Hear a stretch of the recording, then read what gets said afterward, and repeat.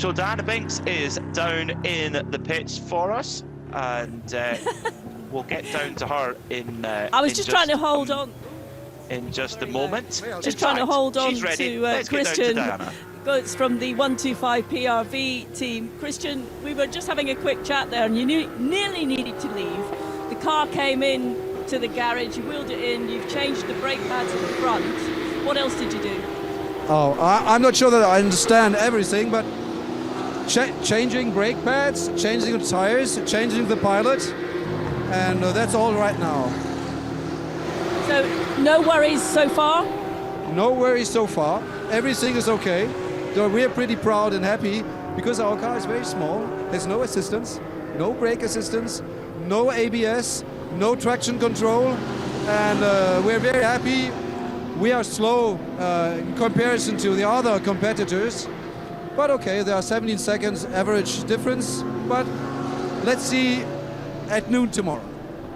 100%, absolutely. Our commentators were talking about the car earlier. You know, they love this Peugeot, and they were saying, you know, how close is it to, you know, looking at the other cars, as you said, it's slower because it's got none of the gizmos that a lot of cars have. It has not so much power. We have 308 horsepower, and the average must be about close to 500. So that makes a huge difference. But it's a huge pleasure to drive this car. We had a GT4 before, and we sold the GT4 because we have much more fun with this car. What is it that makes it so much fun? Is it because it's down to your raw driving? Okay, we are not really pilots. We make 2 races a year, so there's a real lack of experience. But the pleasure is that it is a front wheel, so it is easier for non-pilots to drive, and it's very fun because there is no electronic use inside, no electronic devices inside, without an electric steering. So on this circuit, it must be amazing. It is just fun on all circuits, but this one is especially the same kind of circuits as Spa. You know, there are the few tracks that are just amazing, and this one is part of them. Well, it looks like you're all having a great time, so thank you very much for telling us that information and chatting to us. As I say, commentators are loving the car, and so are the fans. Great, thank you very much for your help. Thank you, Christian. So, Peter, good news, and Diana, Peter, good news and bad news. The good news is that the 701 Vortex is back in the race with Lucas Sugliano at the wheel. It's only completed 153 laps, but it's 2 laps behind the car in front, so it'll start to work its way back up the order if all continues well. I said bad news. The bad news is I've noticed that as it's gone out to the pits, we're back on this light thing again, and it's also the right rear light is not functioning, so I wonder how long before that gets called in, or how long it can run before that. So after all that work and such a long delay, it's back out and working fine after that brake issue it had earlier on that's popped into the gravel and caused our second code 60, I think it was. But the Vortex is back in the race now, albeit not fully with its full complement of lumens. Well, that's not the position you want to be in, is it? Well, the Santalock team, I love this, Snowy. There's hope for you yet. I love that they're called the Santalock Junior team, where they have extensive levels of both racing experience and in some cases life experience. Pierre Kaffer, the winner of the 2004 Sebring 12 Hour, and yet still part of the junior team. I love that. It's fabulous, it's fabulous. What else could you want to do there? So our race leader, Vincent Cole, and the Herberth car has just pitted.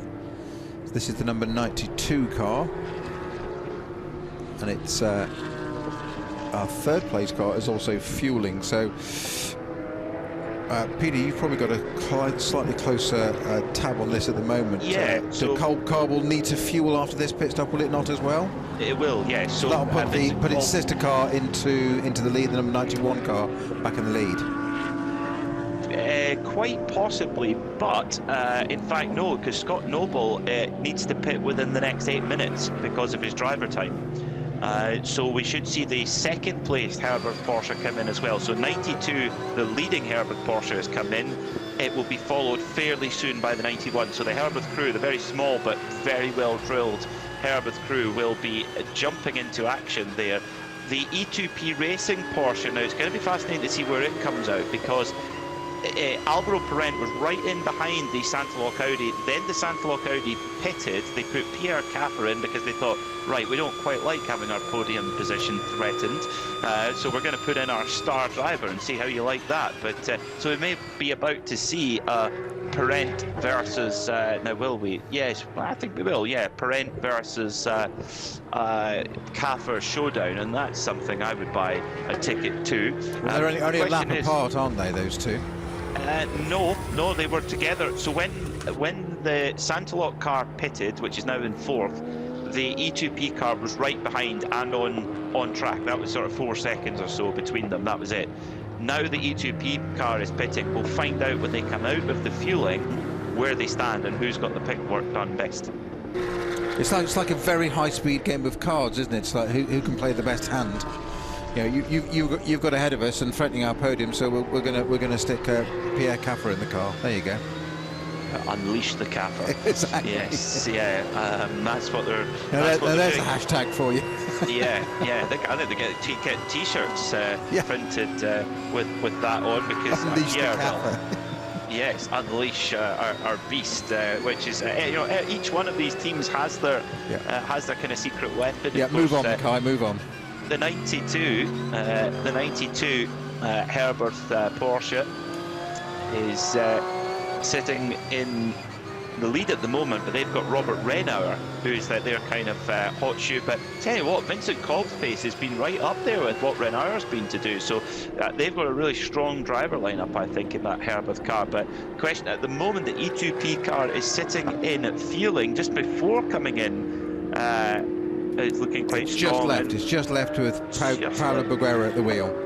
Okay, so we just should that see second. that. We should see that coming back again, because Boguera being the ungraded driver, Pierre Caffer being the pro, we should see that coming back. Now, also exactly the same time. Sorry, Peter, but that very same car, the number 90 E2P Racing Porsche, has just received a penalty for its 6th offence of track limits. So it's got a 10-second penalty on the very car we were talking about.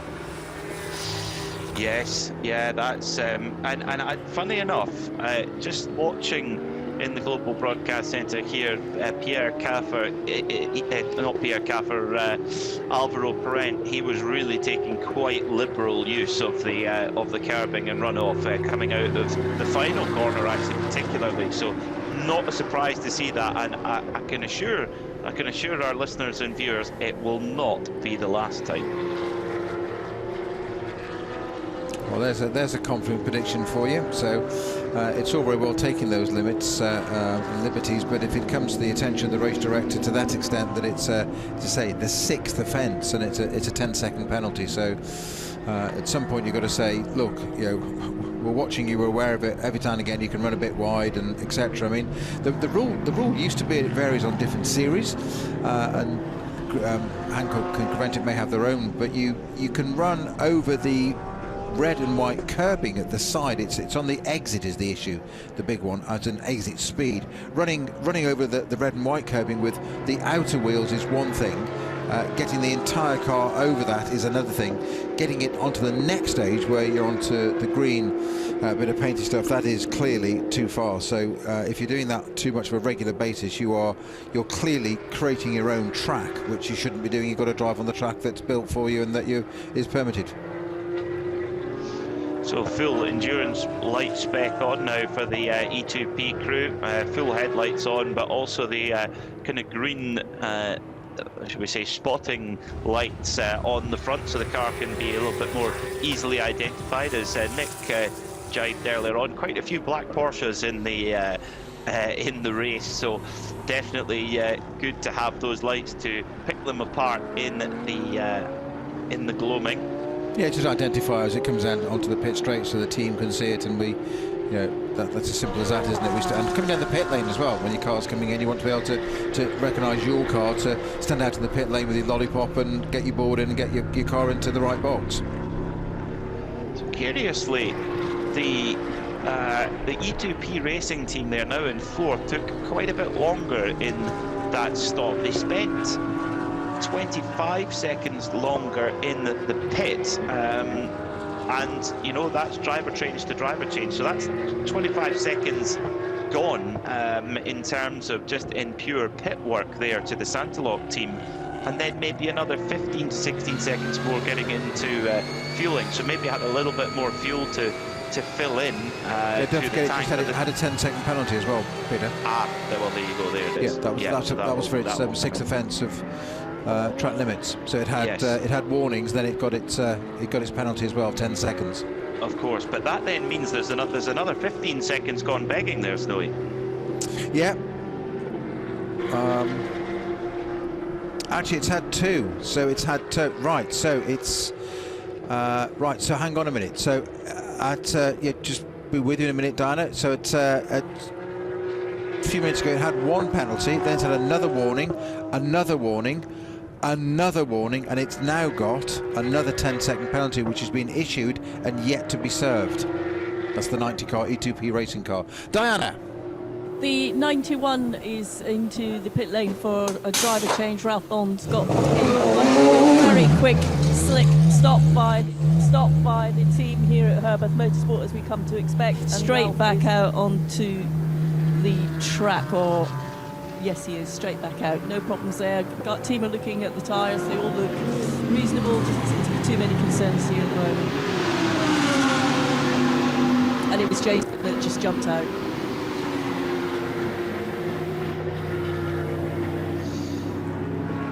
Well, thank you, Diana.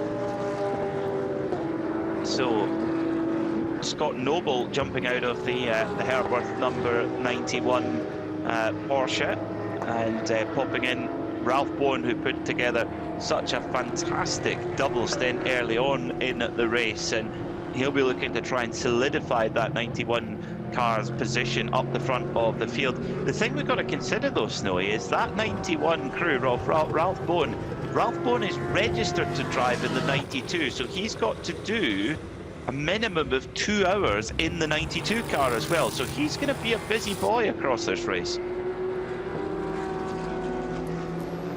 Yeah, he is, and I've just seen another penalty come up, and I thought it was the same car again. It's actually not 90, it's 908, which did slightly concern me for a minute. So that's the ninth placed car, is it not? That's the Seblajou Racing by Duo Racing GT Cup car, which is the 4th in the 992 class. That's also just got a penalty for a 3rd offence of track limit infringement. That's got a right. So sorry, it's in order there. Sorry, that's a penalty 6071, which is the 10 seconds issued, and then seconds later, in fact within the same minute, it's got another warning. So it's almost as if, you know how when you were at school and that you got away with quite a lot of hilarity, and the teacher eventually screamed enough. I feel that's what the race director's doing now. But right, you've been taking big liberties with the track limits, guys. Enough's enough. You're now just going to get penalties slapped at every moment. I mean, 6 warnings is certainly enough to say, okay, we have warned you. You can't break the track limits. But play devil's advocate here, Snow. You've been there in the driver's seat. It's easy for us to sit here and say, "Oh, just don't break the track limits," but I guess it's not quite as simple as that. No, it never is, and obviously every driver wants to take as much advantage as possible, and the issue is it's the same with any of these things. Consistency is what you need, and if the officials, I'm not saying this is happening here today or anywhere else in particular, but if a driver feels that the officials are not being consistent, i.e. they're witnessing somebody else getting away with it, you will tend to try and do it yourself. It's human nature. It's a competitive sport, so why wouldn't you? Why would you put yourself at a disadvantage? The problem is if they're not getting it, it's not for you to decide. The referee's decision is final. The race director's decision is final. You've got to go with it. It's not always fair. I'm not suggesting it's happening here now, but it's definitely part of the mentality. If that's the case, if people are just taking advantage of it and going feral, then unfortunately you can't. You get what you deserve. You reap that which you sow. So Ralph Bowen then out onto the track, still in second position then. for the Herbert Motorsport team, with a couple of laps in hand over the Santalok Junior team driven by Pierre Kaffer. At this moment, Max Moritz is now on board the number 92 Herbert Porsche that leads the way. Now the 907, the was rapidly recovering RPM racing crew. Unfortunately, Nick Jonsson's had to bring that car into the garage. There's smoke pouring out of the front left wheel arch there. Diana Banks is down there. Di, what on earth is going on here?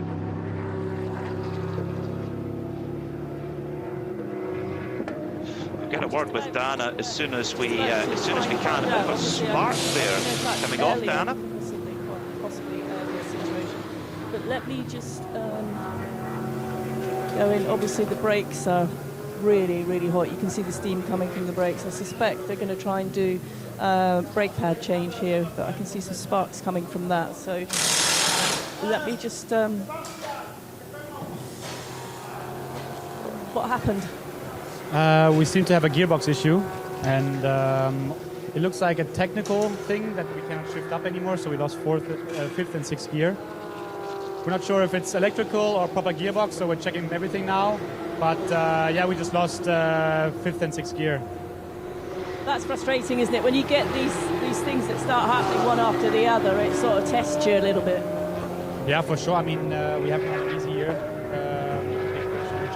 and Spa was quite good for us with the podium, but yeah, I don't know. It's just it's a technical sport, right? So things can go wrong. Unfortunately, it hit us quite bad this season already, but yeah, we're chugging on. We're trying to fix it now. Let's see what happens, and then we continue, I think. Thanks very much for that update. Okay, I hope you can hear that. I couldn't hear anything, unfortunately, because I had to come into the garage. But did you catch that, guys? We did. Yeah, we've got yes, thank you. We've got the principles of it, Diana. Just yeah, thanks about the gearbox bit. We're just intrigued what's going on with the brakes as to why we've got footage of I think Seb must be on the outside of the box, and there's still sparks coming. They're really hot. You can see they're trying not to touch them. They were steaming as it came in, and you can see, I think Seb's, they're telling us not to go near them because they are incredibly hot. Understandable. I'm just wondering why there's sort of little bit of almost sparks and molten metal dropping off them. They shouldn't be that hot. So I'm not quite sure what's caught fire there. And it looks like I was going to say bits of paper. It's not bits of paper, but there's sort of there's sort of something there within the brake pads that looked as if it was slightly on fire. But I can't get any closer in there, and also I can't hear you guys talking to me, so I'm just telling you what I think at the minute. Diana Binks doing a great job for us there, trying to find out what's going on with this Porsche's brakes that are on fire, seemingly, and it's looking like we've got it. Seb's our cameraman's got there. There's bits of brake pad, looked like there's molten stuck to the brake disc. We can see it. We can't go too close because it's too hot, but thank you very much, Diana, for trying to get in there into a fairly intense and hot environment. Yeah, no, certainly intense, and yeah, RPM Racing have had everything thrown at them today. Of course, they had a little incident with the MRS GT car, albeit they received a penalty for that, but the real penalty was having to replace the radiator. Now, the question for you, Snowy, they say they've lost 5th and 6th gear on that car, but then also the brakes very much not, they're much hotter than normal. Is there, I mean, it's a rear-wheel drive car, so surely the gearbox issue shouldn't affect what's going on the front axle, no? Well, that's what exactly I was trying to find out, because the two, as you say, opposite ends of the cars, they shouldn't be related or connected. I think we've got two issues in one go there, so I'm not quite sure what's going on. I think the two are being conflated. There's a gearbox issue and a brake issue. So it's as you said, they've had a challenging race, and if they didn't have bad luck, they wouldn't have any luck at all, would they, in this race? It's not theirs for the moment. Gearbox is a bit more sort of. I'm just trying to work out why the brakes would be that molten hot and what's causing the problem. It's almost as if something had stuck on. And would that in turn then throw the gearbox into a bit of a paddy? No, shouldn't do. I'd have thought possibly the other way around. If the gearbox is causing the problem, I don't know. It's a difficult one. We need a Porsche technician to plug in. So where's Ian McCarthy? I know he's Mercedes. We do. Isn't he? Yeah, we need more part Ian, numbers. you're back Anyway, on. Come on. something that looks a lot more routine. The Red Camel Jordan's crew with a very clean-looking Porsche Cup car come in from the lead, actually, of 992 with the. I mean, it's totally Sub-Zero cool Evo Breukers with the open face helmet. That is worth at least 0.2 of a second, the open face helmet. Oh, I love it. It's just cooler. It's just much cooler. In a closed car, yeah, that works well. It's good for vision. Good for vision and just general cool factor. It means you can wear a cool pair of sunglasses and you show them off on the onboard camera. That's these are important factors. Well, You haven't done much racing, have you, Peter? You know who else wears one? Klaus Abelin. You can argue with him. No, nobody argues with Klaus Abelin. No. Yeah. There you go. I rest my case. They just throw meatballs at you. He said, well, you're definitely not coming in my plane. Yeah, exactly. Yes. No way. You can walk home. So, 15 hours and 34 minutes to go in this 6th edition of the 24 Hours of Portimao. Still a Herbert 1-2, but Santalok Audi have installed their star driver, Pierre Capper, sits in 3rd at the moment. E2P Racing with Pablo Berguera on board, who's done a fair amount of the heavy lifting of the driving so far, along with Antonio Cenero. So brilliant stuff from then. And then from 5th overall, your leader in 992, Evo Breukers. Now, Luke Breukers brought the car in, Evo Breukers taking it out and currently getting fueled up. And they're being chased down by the Red Ant Racing team, Kobe de Bruyker now on board in that 903. So I love it that we've got some great kind of synergy there. We've got the battle of the red insects, the red species, camel versus ant, and of course it's Netherlands versus Belgium. It's a Benelux battle there in 992. I'm loving your metaphors, the red insects. How small do you think a camel is? Well, they're very small when they're born. Can't argue with that. Well done. Good retort. Well, it's better than saying front splitter, eh, Snowy? Oh, absolutely. Absolutely, yeah. Or a rear headlight. I didn't say that. I was close. I'll be honest, I was very close on several occasions. Oh dear, we're at the delirious stage, folks. We're so terribly sorry here in the Global Broadcast Centre. You'll be delighted to know that Joe Bradley will be coming in a couple of minutes' time, and he can deal with you, Peter Snowden. Oh, don't blame me. This is of your own making. Well, what I can tell you, Ralph Bone has just set the fastest lap of the race, 1:44.321. So on fresh tyres, Audi goes bang, fastest lap of the race in. And are we now getting to the point? Are we approaching a kind of happy hour here, Snowy? Because the track temperature's going to start cooling now, but the vision's still not bad. Is this the kind of golden hour for some really hot lap times? I think that's an absolutely great observation there, Peter, that it is that sort of golden hour, sort of happy hour now. Of the temperatures have dropped a little bit, the cars are going to run a little better, the aspiration's better for them, and you've got somebody like Ralph Bone, and it's not too bright and shiny, so there won't be any sunlight issues, and it hasn't yet got into twilight, and everything's absolutely spot on. So there'll be probably about 40 odd minutes of this. Now we've got, is that the red camel car parked up? That's an refueling. My apologies. So I've got a slight delay on a little bit of graphics I've got here, so my apologies there if I cause any alarm. Sorry. I thought there was a red flag for a minute then, but it's actually a bin lid being held open by a marshal. I wonder I wonder if that's plastic, cardboard, cans. Not sure. I'm sure it's a different colour coding system in Portugal, as indeed it is in every postcode here, or where I'm from in the United Kingdom. 15 and a half hours to go, so the Red Camel Jordan team go out onto the circuit now. Have they maintained their lead in class? No, they have not, so it's going to come back and forth between Red Ant Racing and Red Camel Jordans. I'm just getting word there that fuel pump number 10 is out of service. Now, I wonder, Snowy, it was quite a long stop there for Red Camel Jordans, 4 minutes and 57 seconds. That's a little bit on the, I'd say that's on the long side. Perhaps was that maybe a little bit of a delay there for Red Camel Jordans? Maybe Dan or Nick can find out what the story is there, because they were in for a little bit longer, and then just as they come out the fueling area, we get that fuel pump out of service notification.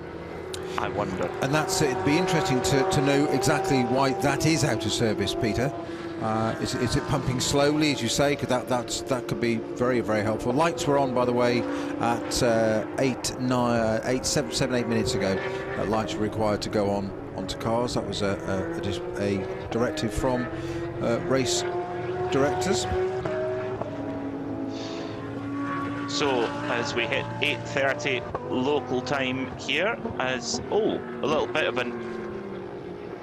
of a delay there for the 988, but as we hit 8:30 local time, 15.5 hours to go, I will duck out of the Global Broadcast Centre and hand you over to the very capable hands of Joe Bradley and the other member of the Global Broadcast team, Peter Stone. Thank you, Peter Mackay. It's our job, Snowy, to take everybody through to the overnight break. We've got just over an hour of racing left before we go for the overnight break. Just to remind everybody, we will be back on air bringing you everything to the checkered flag and more from 7:30 a.m. in the morning, so 7:30 through to the midday finish, and a little bit more insofar as we'll have Nick Damon on the podium to take us through our trophy presentation for the Portimao 24 hours. Been a couple of years. I wouldn't have believed that, Snowy, if I hadn't checked it out, that we haven't been to Portimao. Not quite sure why we didn't visit this beautiful track last year, but it's been a couple of years, and we've heard so many times on just how this track is greeted by the many competitors that come out here to race on it. Yeah, and that last race 2 years ago was won by CP Racing, our American squad with their Mercedes, and of course the last race of this series this year, just 3 weeks ago at Spa, was indeed the last race for CP Racing. And how did they finish it? On a high by winning it as well. So great if they...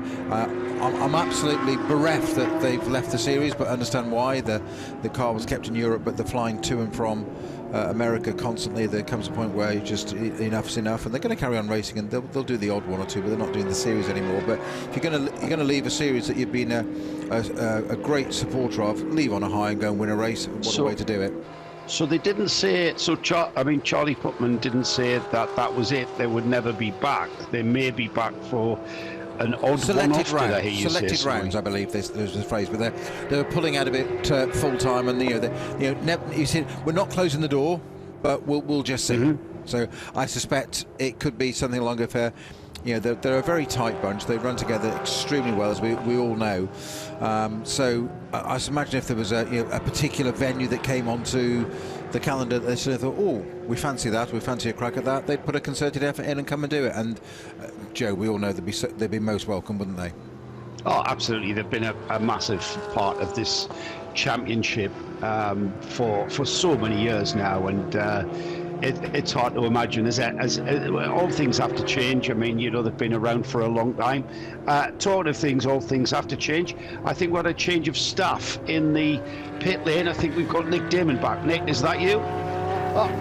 Yeah, I thought you were going to say talking about things that have been around a long time.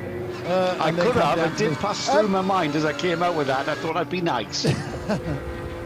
Well, that's a new first. One thing I will say, I thought I've I'd come be back nice off because my you're suffering dinner, a an hour bit and a because half. the Eurovision Song Contest started, hasn't it? Well, yeah, I missed that so far, but it's all controversy. Anyway, back to motor racing. The problem is, the situation is, I'm cold. I'm a layer down. Without the sun and with this wind, it's quite chilly. Seb's got himself a big, Nick, because we turned the big hoodie on. Di had a coat. I've got nothing. Has Di got a bobble hat on yet? No, she's gone to the media centre, which is quite warm, so she's fine. She's just got her Creventic sponsored jacket coat thing, which we already have for the rain, which I didn't bring because the weather was forecast was so marvellous. Yeah, Nick, that is a schoolboy error. It's been a while since you've been in a hot climate, clearly. It does cool down quite a bit. Not in July, though, in Portimao. However, in May, it's a little bit different. And I have got one piece of racing news. The RPM Racing Porsche has rejoined the field. Splendid. That is good news to see that bright green car back out on track. The RPM car lost a bit of time. Another car that we see out recovering from that gearbox change, of course, was the MRS car. But RPM down in 8th in the 992 class on a recovery lap. Now we've got Nicholas Johnson out in the car. Nicholas been part of the Tracy Cron setup. He's been partnering. In fact, Nicholas was Tracy's driver coach and mentor when Tracy was entering into professional Pro-Am racing, and you know, Nick Johnson being part of that journey, let's call it, of Tracy Crone going to Le Mans and being part of that setup. They've raced with drivers the likes of Eric van der Poel, Ben Collins, I see, was Jabba Borsa, Jörg Bergmeister, Colin Brown. They've been quite a setup for such a long time, these two. So, you know, you hardly see them apart when it comes to being at a racetrack. Tracy Crone and Nicholas Johnson, who's now driving that car.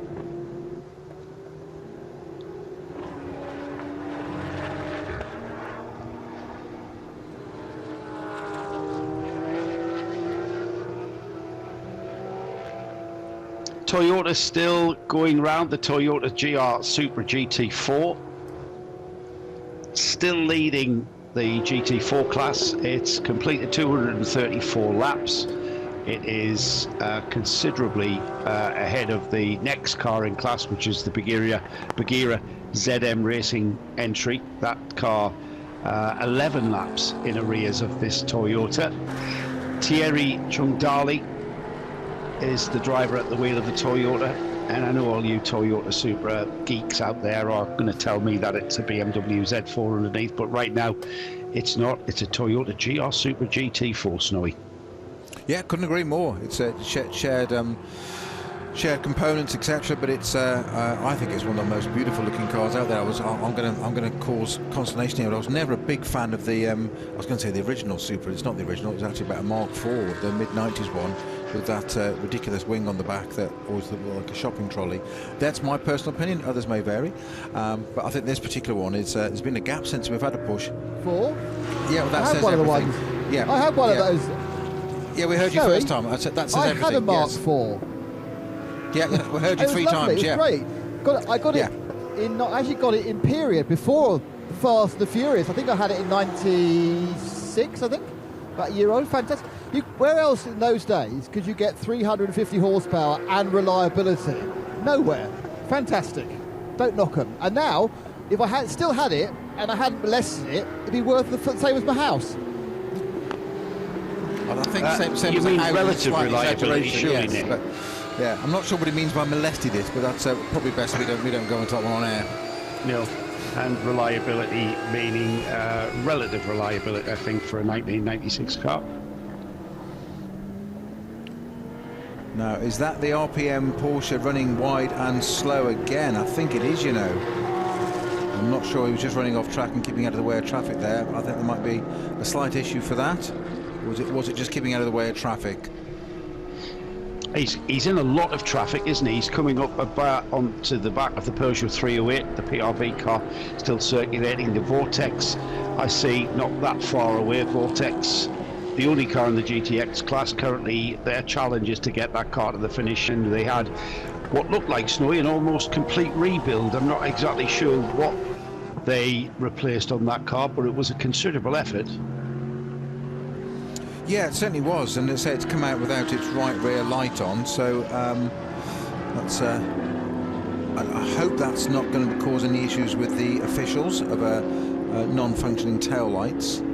because they're a tall, thin LED strip light on that, so it's not a massive light. But of course, modern lights, as we discussed, not just headlights here, didn't we, Joe? But tail lights are equally as much brighter these days for safety reasons. And we can see on the Vortex that it's got spreading an arc of light all the way across the track. So what you want lighting up is the apexes, so you can see way ahead. That's what you want to see. You're not seeing down the road. It's totally different to a road car. You don't need to see down the road. You see the edges of the track. You can drive between them then. So you need your headlights to be quite wide as well, sort of wide angle, don't you? Yeah, and that's why you'll sometimes see them. Sometimes the opposite. They're almost crossed over, so they do a sort of beam left to right, and it highlights it where it is, depending on the height of the car or height of the light on the car. They're going to come in very useful in a very short space of time. I think we've got a sundown of just after 9 o'clock officially, so another 20 minutes of ambient light. The golden hour they call it, don't they? When the sun's going down and you're in the car, the light completely changes around the place. Yeah, we've got the car's headlights on, but when you're driving, Snowy, you see the sky changing colour and sort of the light just dimming out of it. It's have you had many of a romantic hour during a 24-hour race? Yeah, and some of them on track as well. It's a different scenario. So you get the twilight when the sun setting, because it gets to the wrong point. And as you mentioned here about this circuit, it's there's bits where you're pointing up towards the sky as you get to a crest, and if the sunlight's in the wrong place there, setting or rising, it can cause a problem. And there's a very, very narrow field of vision through the windscreen of a race car. So what seems to us like on the road, not really a major problem. You pop a sun visor down. You haven't got that on a racing car. You've got that very narrow field of vision. So all of a sudden, it can be very, very different for you. I've got a bit of a mission for Nick Damon if he chooses to accept it. So the driver currently leading this race is a driver called Max Moritz, and he's a German driver. He's running with a German team. However, I want Nick to find out if that is actually his real name, because there is a cartoon, a German storybook called Max and Moritz. It's a kind of an old sort of very, very old, sort of published in 1800s, in the turn of the 1900s. Max and Moritz were a story of boyish pranks, as it's was affectionately known. Now, I was aware of this because I've come across this story before, and I'm wondering, Snowy, if I've come across this story because of Max Moritz, who's in the Herbert car. So there's a one. It might be that Nick can find that out for us. I'm not gonna read one of the Max and Moritz poems out. I'm pretty sure that Paul Truswell will be aware. His wife is German and will be fully familiar with Max and Moritz. Did you know that, Snowy? I did. It's all about boyish pranks, isn't it? Yes. Apparently, yes, but it goes back. We know nothing about those sort of things. No, because we're serious, and we're not boyish and slightly, remotely so. No, been a long time. But he does lead. Does Max Moritz, not Max and Moritz. Max Moritz is the driver name down there. Ralph Bourne currently second. The gap is over a lap now. The leading 92 Herbert Porsche on 264 laps. The second place 91 numbered Porsche from Herbert, 263, and then a further 2 laps behind is Pierre Caffer, now at the wheel of the number 18, the Sonderloch Junior Audi. So it's Porsche, Audi, our top 3, and then we've got another Porsche. This one, the E2P Racing, Pablo Berguera, at the wheel of that car, and that car's on 258 laps. So, 260 laps. So that's a further lap back.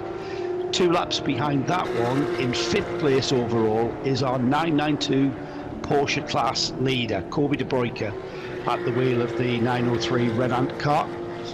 And we've been watching this intently, haven't we? We've been watching how the Red Camel's car, now with Evo Breakers in the car with his infamous open face helmet.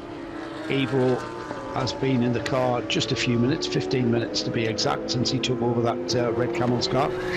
And Evo will be now given the task of closing the gap. Still plenty of time though. We're still 3 hours 15 minutes away from the half distance mark, so I think at this point Evo not being given any instructions other than to keep a certain pace and bring the car home. Snowy.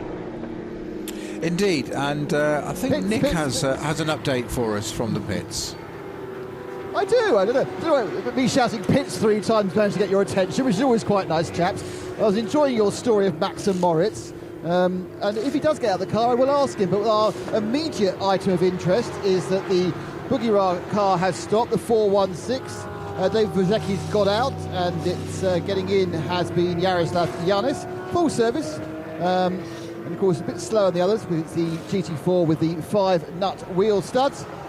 But looking to go so far so good. A little bit of adjustment on the grille at the front. I think that's just to make sure that it's actually pulled out enough to clean out any sort of gunk, so just make sure you can get the air through. General clean up. Filling the car up for the night. This car, of course, on a recovery drive after having that major front left wishbone failure. Yeah, Nick, I'm pretty sure they're just focusing on keeping that car out of the pits for the rest of this race and seeing where they pop out. They are guaranteed a podium spot. They will get to meet the infamous Nick Damon on the podium, as there are only 3 cars remaining in the GT4 category now. So it's just whether or not it's the top step. That's the objective of everyone out there, isn't it? And at the moment, Buggira recovery drive, 227 laps completed. They are chasing down the leading GT4 class car, which is that car there, isn't it? The Toyota Supra that's in the penalty box. Let's just check that the car in the penalty box is soaking up a penalty more than once, 25% refueling.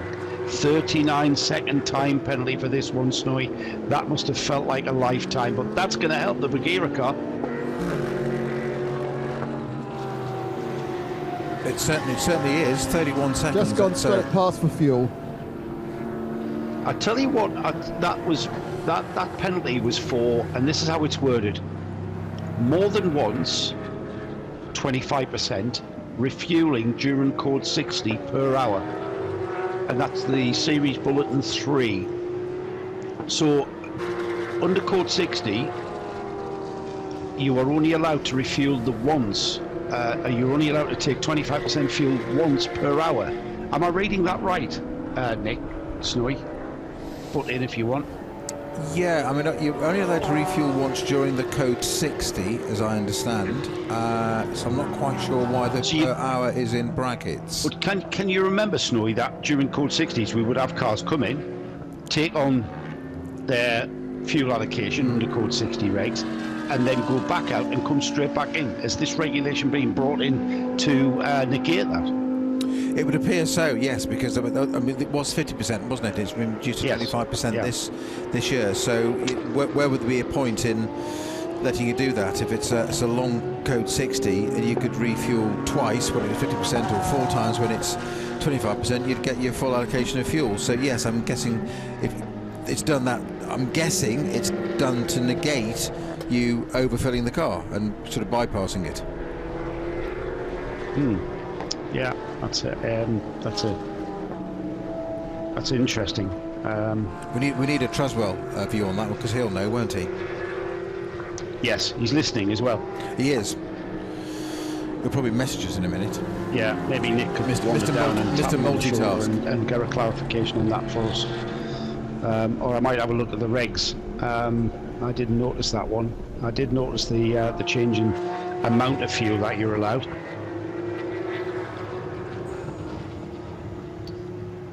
But that will be different.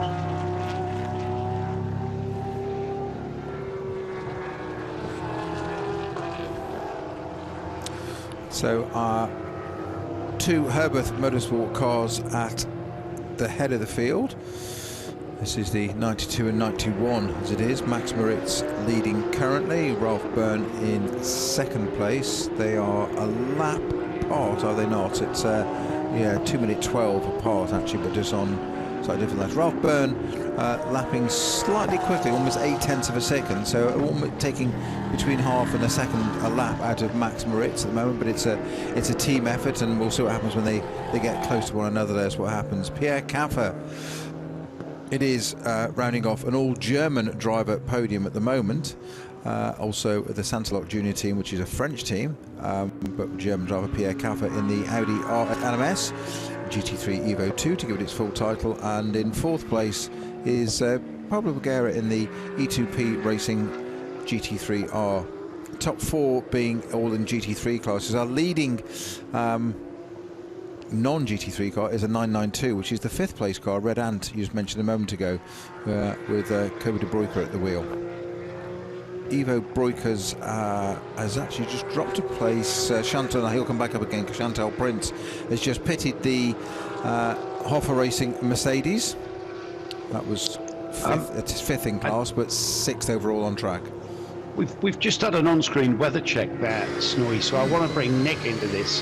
He's complaining of being cold. Yet, Nick, I've just been told it's 25 degrees out there. If it is 25 degrees out there, then that's what we're being told. Well, so I'm afraid you're being severely lied to. And also, again, Joe, I can't hear you when you... Well, as soon as I start talking, I can't hear you. I do apologise if the listeners are thinking we're talking over each other. We've got a slight communication delay issue, which means that I can't hear when the boys are talking when I'm talking. Let me just see what my weather app says, because that's very important. My weather app says the temperature currently is, in this local area, 18 degrees. And it's the wind chill. It's the wind chill, chaps. It's the wind chill that did for Captain Scott. It's the wind chill that's doing for me. Right. So you need a little furry hood, don't you? You haven't got a furry hood with you, though, have you? To counteract that wind chill. I am indeed furry hood light. Oh, there's a car coming. Not sure what sort of hood that'll have, or what sort of bonnet it'll have either. We'll have the English version. As I got told off for calling brakes rotors earlier. Nick, it might be one of two cars, because race organisers have just measured at car 491, which is the W Autosport Toyota Supra. Must repair its start number now. I guess it's reading 49. And as I predicted, the Vortex car 701 must repair the tail light now. So now it's got into darkness. They've let it run without that right-hand tail light on it, but now it must have it done. So both those cars, 701 and 491, must repair to the pits for repairs. Peter, you are completely wrong, because it was the 125 Peugeot coming in. So, excellent ideas what cars it might be. It wasn't, it was the 125 Peugeot. And they've driven down there, and the first thing they've said is, where's Di? Di's always with us. Where is she? But apparently we're a bit too far away. Right, so I'm going to wait for the W Auto Toyota to repair its number, which is at a different end of the pits, whilst hiding in a garage to avoid the wind chill factor, Joe. Oh, you poor thing, my heart bleeds. We have turned the aircon off, though, in fairness to Nick down there. Snowy will was correct. You will have the number 701 Vortex with you.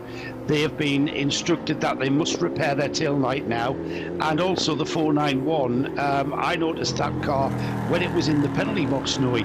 You could barely make out its race number.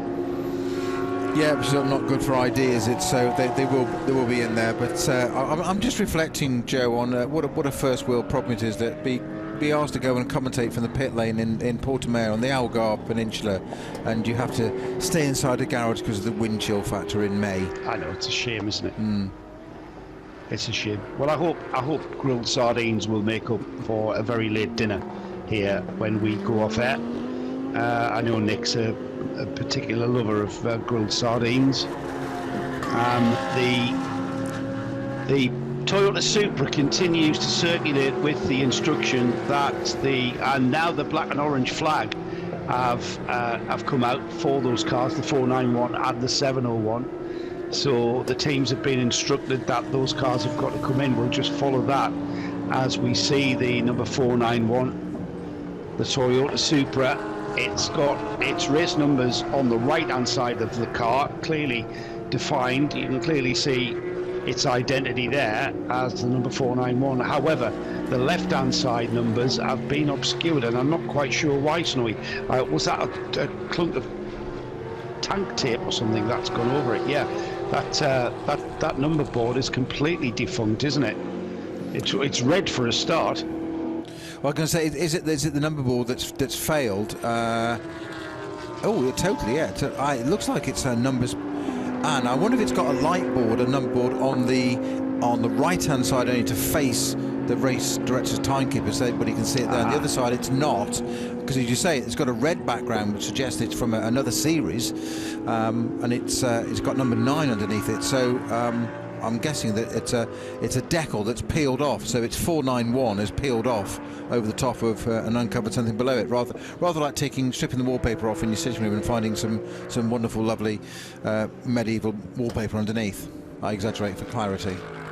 The 701 numbered Vortex is in. It's taking the opportunity, having come in for that rear light that's being repaired, and a new rear light just being readied, a new LED strip light going on. They're obviously taking advantage of this, Snowy. Whilst you do that, you might as well service the car like you would in a scheduled stop. Yeah, well, you're in the pits anyway, so why wouldn't you? Totally logical.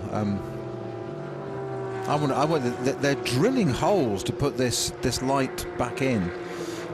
It's going to be a bit of a theme, this right-hand rear tail lights on this and Mercedes this race.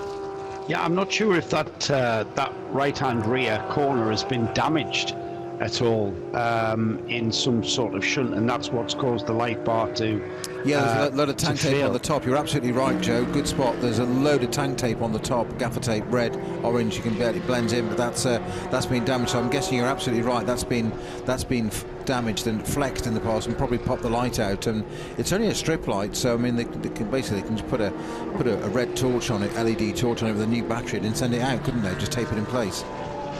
Yeah, that's all. They've just got to mount it, haven't they? If the area of the rear bodywork isn't there where it would usually mount, then they've got to basically create something and a quick fix to get it mounted, and then that'll remain in place until the sun comes up. No, that said, it's only really became an issue since the sun's gone down. Sorry, Joe. Yeah, but that said, exactly. The 491 Supra does need to come into the pits soon. The Vortex, they were given a warning. Then you get a black and orange flag, which is something defective on your car that you, the driver, may not be aware of. So you need to come in, and the Supra right on cue is into the pits. Let's get down to Nick. Nick's right on the job there. Nick, we're just speculating from what we can see from our position, but you can tell us in more detail, I would imagine. Hello. There we are. There we are. Worryingly, you were both correct, actually, because they were absolutely trying to find a new route for the wire on that Vortex to get that rear light working. But now we have a visit from the 9-1. I don't know what number it is because of the 491. It's of course the 491 as the 917 comes in the pits. What is happening now, isn't it? So the Toyota Supra, the leader in GT4, and it is a Toyota and it is a Supra Gaz Bury. I'm sorry, that's the fact. It's the manufacturers. Cars share platforms these days. It's what happens. So they're actually undoing the driver's door window. Not quite sure what that is. So they're actually taking away. This is a weird thing to be undoing. So I think, I see, because the way it bends, I don't think actually, the way that left one, let's take the right-hand side one. Yeah, I don't think they've actually got, I see, it's the way the numbers are working, it's reflecting through. So what they're going to have to do, because it's broken on the left-hand side, they're going to have to put a different number up entirely, which is on a different number board, which I think they've decided they're going to have to mount actually on the door, rather where it's currently mounted, which is halfway on the rear of the front wing or fender and a little bit on the front of the door. So they're having to make a little bit of a different concept. Now, they're going to lose some time.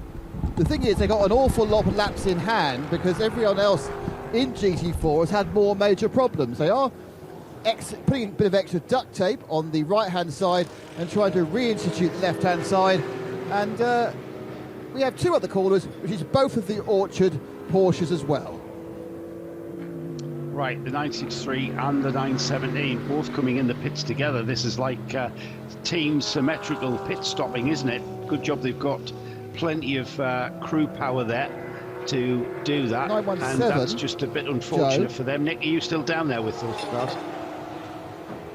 So the 917, very quickly, that's doing a full brake change, but what it's also doing, it's changing the rear brakes, which we don't see anything like as often. Obviously, the vast majority of all work in a racing car, or any car, is done with the front brakes due to the brake transfer, but on this 917 Porsche, they were changing the rear brakes as well.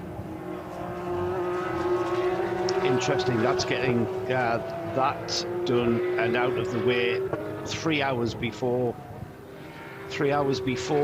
the half distance mark, so they may be getting that done in readiness. The two Orchid cars are currently in 10th and 11th overall, 5th and 6th in the 992 class, and I'm trying to work out just how far away they are. 41 laps, sorry, not 41 laps, 41 seconds that is. So the two Orchid cars are on 254 laps. There's 2 laps between them actually. The 963 is ahead of the 917 by 2 laps, and they are a lap down from the Sebelju Racing by Duval car, the number 908. So you know what, with a problem in the pit, Snowy, a 1 lap gap can disappear literally in the blink of an eye. After all, it's less than 2 minutes for a lap time here. Let's have a bit of reflect back before we do that. And as the sun comes down and begins to disappear across the horizon, some beautiful skies here on the Algarve, the Portimao circuit, not far from the coastal areas. It's a massive draw for tourists, this part of Portugal, and a little bit early in the season is May, but still very crowded tourist resorts. As we get towards the top of the hour, we've just clicked by the 15 hour to go mark.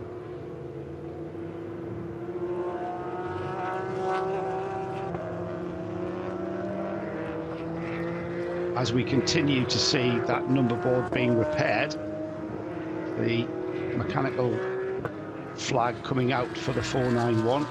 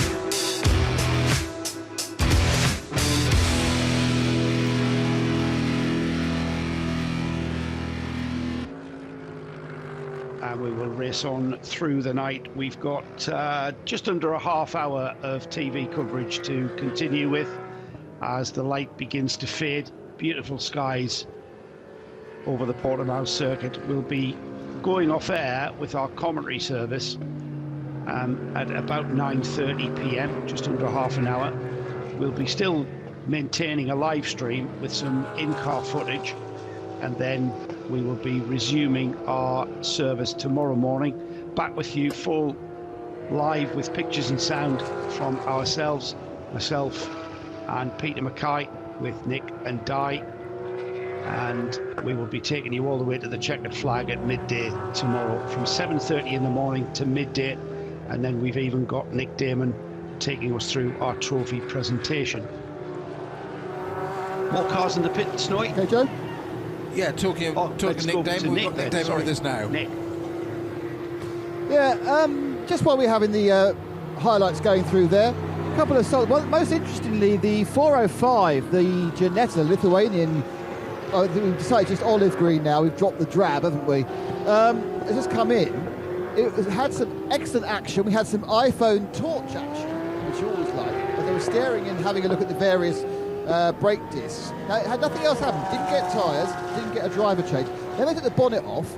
They had a look at about 4 or 5 other things, but they left a vast amount of rubber detritus which have built up inside the car. So, yeah, interesting, but it's just essentially again. And as I speak to you now, the number 18, the Santaloc Audi, that has come into the pit and has gone into its box, and they are doing tyres but not drivers, so no driver change. The 18, there's a tyre change and what will be fuel. And then to my left we have another one of the myriad of Porsches, which I think is the off delayed. No, that's the sorry, this is the not delayed, the Sergio Seblaju Racing 908. That's having a full service, and yeah, something that's livened up a bit here. Just after the highlights, they've livened up the pit lane for you all. Is that not just for you then, Nick? That's for everyone.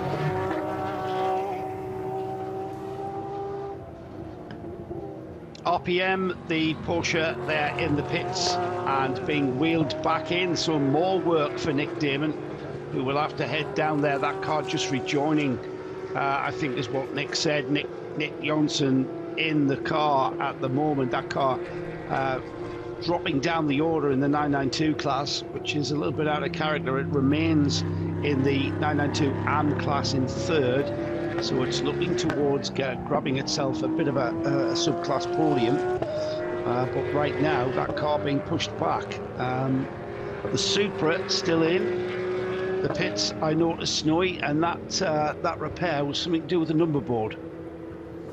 Yeah, we saw that earlier because we thought it was actually just torn off, wasn't it? It's now I've got to remember these number boards. That are they? I'm just trying to remember the actual technical side of it, Joe. Are they just fluorescent, or are they actually illuminated? Probably illuminated from the back. Yeah, they've got a light. They've got a light behind them. Yes. That is actually illuminating the board from behind it. Yeah, because sometimes like you can have electrical light board. Yeah. Okay, so that's a little bit more of a complicated repair than you'd expect. So they've got to put a light in there as well. But if I'm correct in my recall, there's you've got your number panel, which is a decal, and then a light above it separately. Yes. Say that again. So you've got the actual decal on the car, then a light shining down onto it. No. It's actually an illuminated panel. Yeah. Right.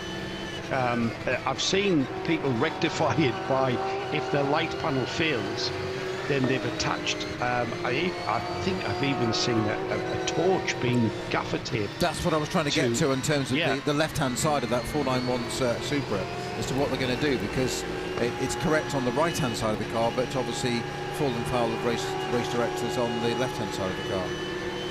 Yes, yeah. So I think the well, actually, it's just to clarify. We can speculate and pontificate as till the cows come home. Nick is down there, he can maybe ask what exactly they're trying to do. Is it just because if you think about it, Snowy, we couldn't actually see the number on the left-hand side of that car. If you looked at the number on the left-hand side of the car, completely confused Nick. Not a high benchmark, I know, for confusing Nick, but he was confused because you could only see the number 9. Yes, so basically how they've worked the light panels is the number, which is supplied by Creventic, is translucent. So there is actually a sort of a flat LED light panel which is behind the number sticker, and the number sticker goes on top and is lit through the number effectively. That's how it's worked, and that's what had failed, and they had to put a new one of these LED flat panels and then a new sticker as well over the top. And just to refresh your memory, Joe, the car which duct taped a light, a torch, which they bought from the local B&Q equivalent, was the J-Lock Lamborghini at Le Mans a few years ago. Was it really? Was it? I knew I'd seen it somewhere. It was actually at Le Mans, was it?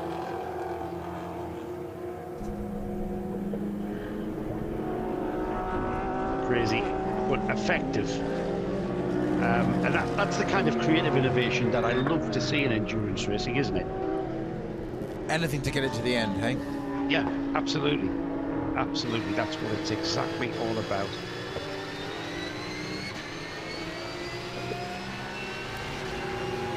The Vortex back out and circulating, that's about to come round and complete 183 laps. That's way down the order, of course, with that complete rebuild. And it's just, again, I think that team, once again, taking up the cudgels of the challenge to get the car to the finish. It's not about where you finish necessarily, especially if you've had a problem to contend with.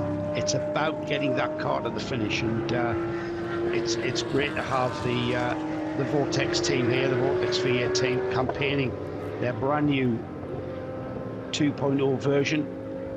We saw the car, it was launched at Barcelona last year, and we saw the car debut a little bit later in the season at, I forget where, did it debut at Q8 or did it? I think it did. I think it debuted at Q8. I think you're right. Completely different beast though. The carbon chassis, carbon tube chassis, completely taking over from the tube frame earlier version.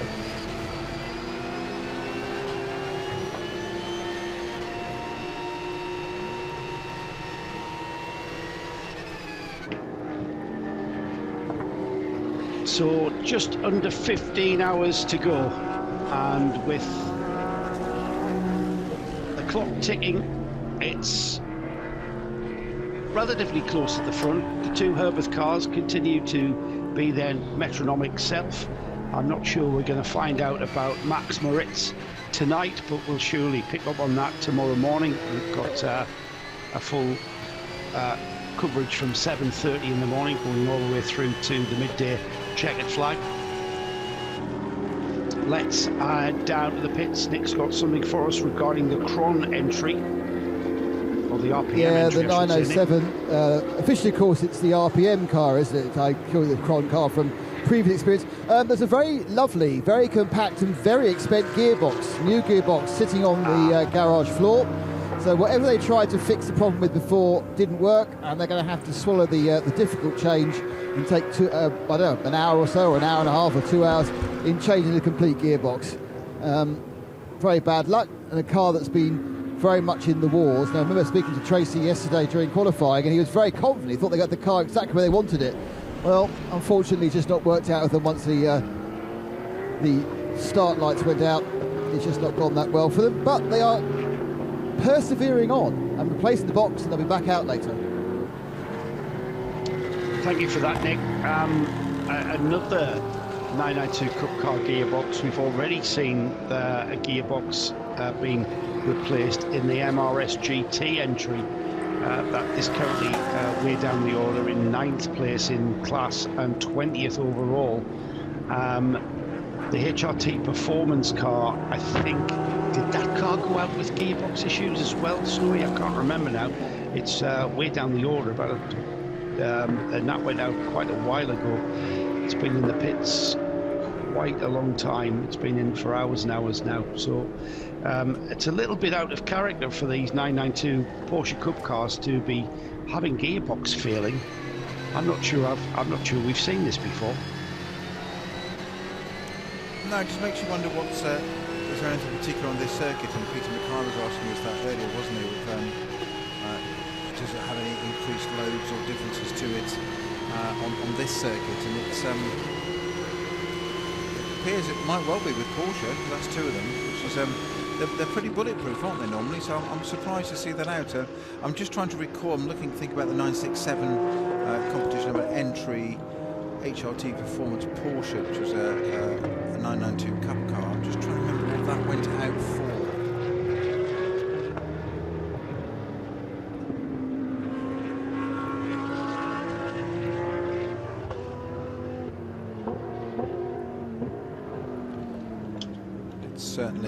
It certainly retired quite a while ago, did it not, Joe? It's completed 162 laps. In fact, was technically what is actually now second to last, isn't it? It was Lyons was the first car out. So yes, the last of the runners there. 282 laps completed by our leading Herbert Motorsport, Max Moritz at the wheel of that, Rolf Born in the other car, and just a lap apart, 1 minute 47 apart now. That was actually 2 minutes 12, so that's come down quite a way. Let's head down to the pit, Snowy, where Nick has got the home guard Porsche in. That's on a recovery drive as well, but let's have a look at this pit stop, Nick.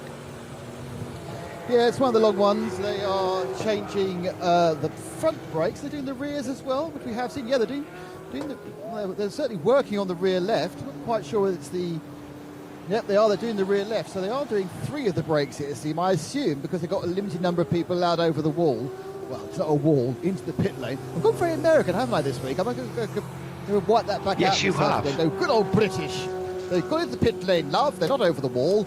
And they are changing that rear left brake disc and pads. I'm not sure whether they're going to change them. For some reason, they're not changing the rear right brake disc and pads, but they're changing the front ones as well. That's going a little bit better than the earlier car, the auction car we saw. I know he has walked round now. He's walked round now to do the offside left. So they're doing a complete 4 brake change, and so far they haven't managed to have a massive leak of brake fluid. So absolutely one up on some other cars we've seen. Thank you, Nick. And Nick having a bit of an American moment there with talking about being over the wall. No one has a clue what he's talking about there. Same as when he said brake rotor, isn't it, Snowy? What's a brake rotor? Well, this side of the Atlantic, it's a brake disc. Thanks for clarifying that, though, Nick. We've got the home guard team running their Porsche Cup car. It lost a bit of time in the pits, didn't it, earlier on? That's on a recovery drive, currently 7th in class now. 255 laps completed, still a long way off the 276 laps completed by the class leader, which is the Red Ant car. Kobe de Bruyne now at the wheel of that car. He's been in the car for, let's have a look, he's been in the car for over an hour. An hour and 7 minutes in comparison to Ivo Breukers. Ivo has been in his car stint length of just coming up to 50 minutes. So Ivo with the fan favourite open face helmet. Was it Peter Mackay who was a big fan of that open face helmet, Snowy, or was it you? It was Peter, wasn't it? Definitely not me, no. No. Well, he's a rally man, isn't he, Mackay? Anyway, move on. Why have you got a complete dislike for open face helmets? No, just the rally stuff. I'm just. Oh, I see. Remembering the. I wasn't going to talk about rallying, Snowy. Don't worry. I was remembering the Jerry Marshall quote about it. That the late great Jerry Marshall, British national racing driver, who said that if anybody who wants to sit alongside another sweaty man during the night in a rally car through forest gets what they deserves, or deserve. That was a polite version. Yes.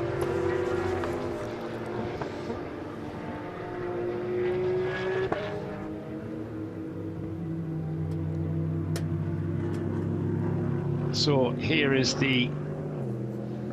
we've got an issue with the jack man. Not quite sure. The mechanic is lifting the car. So we had a jack fail. the mechanics have lifted the car in the home guard team. They are a Danish team, so they are descended from Vikings. But I've never seen that, Snowy, a Porsche Cup car being held by 2 mechanics till they got the right rear wheel on. That is incredible. They build Porsches quite light these days, but mechanics obviously very, very strong. Yeah, he was holding his back as he dropped it there, but that was phenomenal. Thanks, Fabian, in the 0221 truck for giving us that bit of additional information. So Magnus Holmgaard now at the wheel of the 902, but that was phenomenal. Look, world's strongest man, you see, on Boxing Day, wasn't it, in the UK? Do you remember that? Oh, sorry, what was... sorry, Snowy, let's head down to Nick and then remember that thought and tell me what you were saying afterwards, because I totally lost you. Yes, go ahead, Nick. Always remember World's Strongest Man, an exciting Bank Holiday Monday programme. E2P were in the pits, but they've already left. Alvaro Parent, the obviously quite successful race driver, former F3, former sports car driver, the former McLaren Works driver, I think. He has taken on board this car. I think it's very obvious they're using his skill for as much of the time during the night. But they are now gone, and it's time now for Snowy's reminiscences of muscly men on a bank holiday. that's a show finisher for you, isn't it? Exactly. Yeah. It wasn't on a bank holiday. It was post Christmas, wasn't it? It was always just post Christmas in the UK. World's Strongest Man. Something a bit different. They're all Scandinavian, aren't they? Exactly my point. That's where I was going with it. Nothing as nefarious as Nick is trying to highlight, of course, but yeah. Well, a lot of them are Scandinavian, not all of them. That was a sweeping generalisation on the World's Strongest Man competition. I think the UK is well represented, and America is as well. But there's a lot of Scandinavian descending from Vikings, of course, being able to lift a Porsche Cup car up off the jacks after a jack failed there, and the home guard team should commend themselves on that one. We've got a yellow flag that has just appeared at turn 1, and I'm not quite sure as to the reasons why. Very hard to see across the track, of course, in these dark conditions. It's just been put in, so that maybe was just a small incident to report. Yeah, I was looking at the track and I can't see anything obviously off at turn 1, so no, can't see why. Joe, it might just be, but it's gone anyway. It's gone back to green flag straight away, isn't it? Yeah, exactly. Yeah, so nothing to really report there. No.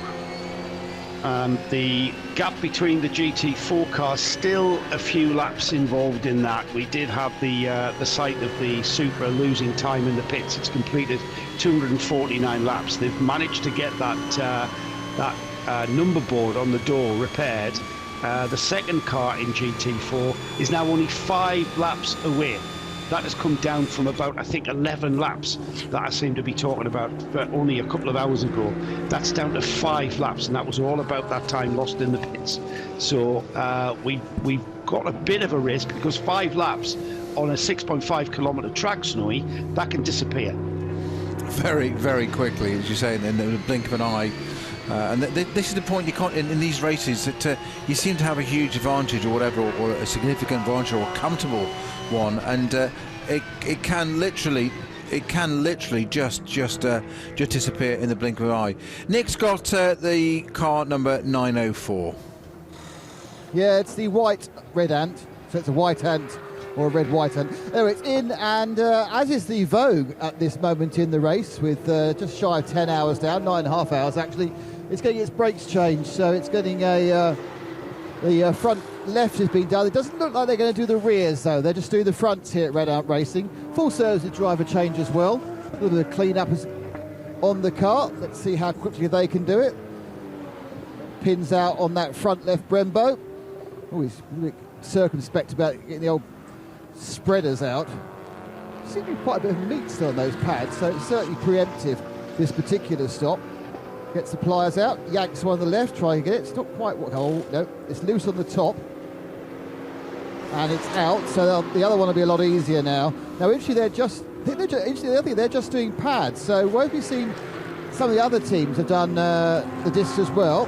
Red Ant just doing the pads. I mean, obviously the discs will last more than one set of pads, but it does mean you have to bed them in. So the first couple of laps, your braking is going to be less good. but you just take it a bit more easy. So the front left has got one of its 2 pads in, maximum spread, both in. They put the safety clip in, get the driver to pump the brakes, wheel on, and the 904 will be off and running in a very few seconds with a lovely new set of stoppers at the front. Interesting little insight there for you, Nick. You just mentioned about being careful of those new pads. In some ways, quite the opposite, actually. You can be too gentle bedding those pads into an already existing disc, because the pads need to get up to temperature quickly. If you don't get them up to temperature pretty soon, they literally just don't work, and then you ruin a set of pads and therefore their efficiency.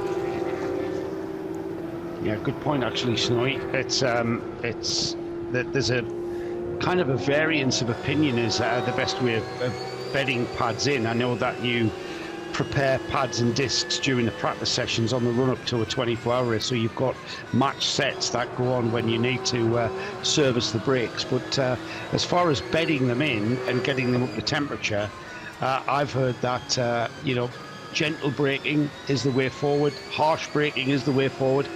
I've always preferred the harsh attempt because it never really puts you off your game when you're out there lapping. Exactly, and it's as you've said many a time, Joe, and I remember this comment of yours from years ago, I think, when I was still racing, then it's very difficult, almost impossible to teach racing drivers to drive slowly. So it's that sort of that stroke at home mentality. Well, go and bed the pads in. Well, why? What does that mean? How do I do it? And that you miss the moment, and you're out of your metronomic sort of zone, if you like. And you're just better off staying up within it and just keeping it going, not taking any risks. But if you don't bed them in properly and then they're not efficient, you've actually got worse braking for that session, so you need to change them again anyway. Yeah, that's right. I'm pretty sure the Red Ant team know what they're doing. Currently, that was the car that was in... where's it gone? It's dropped down to 3rd. It's been 3rd, I should say. It's the car that is chasing after the 2 leaders. The Red Ant car, number 903, that's the car that continues to lead. It was the 904 that we've just watched in the pits for that brake stop change, or that brake pad change, I should say. Now that car currently 3rd in the 992 class, 276 laps completed. It's chasing after the car ahead of it, which is the red camel car, and they're on 280 laps completed. So a little bit of a gap. 4 laps is the gap between 2nd and 3rd in the 992 class. So all about, as we thought at the very start, Snowy, it's been all about staying out on track the longest. Yeah, always ever the case with endurance racing, but it doesn't matter how many times we say it. Saying it and putting it into practice are often 2 very different things, and that can change dramatically. So our race order now is pretty well as when I came in. Now it's Ralph Bone in the 91 Herbert Motorsport 911. That's at the front of the field. Max Moritz in its sister car. That's a good stage to go into the night. I'm saying that because obviously we're heading to a break fairly shortly, aren't we, Joe and Nick? Yeah, we are. For us, the race continues. Unlike Spa 3 weeks ago with Johnny Palmer himself, where we had a 12-hour race split over 5 and 7 hours, two effective races combined results, but we actually stopped racing. This one carries on through the night, but we don't. Yeah, we'll be going for a break in a few minutes. Just to remind everybody that we are back tomorrow morning at 7:30 sharp. Join us for breakfast. I know we'll be tucking into hopefully a bacon sarnie and a nice cup of hot steaming coffee to get us through until midday. When the checkered flag falls on the 2024 Portimao 24 hours, we'll have Nick Damon to take us through the trophy presentation, which is always worth staying on board for. And it will be the presentation of many trophies for our many classes. And we will no doubt, Snowy, be given the task of putting some thought into the Spirit of the Race Award, which has become common practice for our Creventic 24H series events. And just and already, we're 2.5 hours still away from half distance, and we've got quite a few nominations already, haven't we? There's been quite a a few spirited efforts at hashtag This Is Endurance. Yeah, I'm going to say on the basis that I'm not actually joining you for the 4 hours tomorrow morning. It's just it's yourself, Nick, Di, and Peter. I'm going to just mention the one bit I've seen off the top of my head. You're absolutely right. There's a whole bunch of them, but one that just springs to mind to me was Herfer. Next to their other Mercedes alongside, offering to go in and help out with, good one. That's a good one. The leaf blower and what just their and they weren't asked for. They were watching and studying, and it's you say a rival team, and as Diana pointed out, rival team, but it's hang on, we all go and help, and I think that's just brilliant, and it I think that does encapsulate the Creventic series. All work together. That is a very, very good suggestion, that, Snowy. I will take that forward to tomorrow and remind everybody of what we saw in the early stages, because we can sometimes be easily forgetful of what happened in the early stages of a race. But, when we think about the Vortex team and the rebuild they've done, we've had several gearboxes come out in the 992 Cup car class. We've had, many instances. We've got, and you know what, we always tend to look at the teams that are facing adversity, but the teams that are doing the job well, you cannot knock the Herbert team. They've got cars, their Porsches at the moment are 1-2 at the front of this field, and with us about to go for a break, we'll rejoin in the morning. Remember that live timing and scoring is available throughout the night till when we come back on air with full commentary to take us through to the finish, and we will be keeping you up to date with what is happening on the live stream, with of course our onboards that will take you through till tomorrow morning, when you will hear our voices again.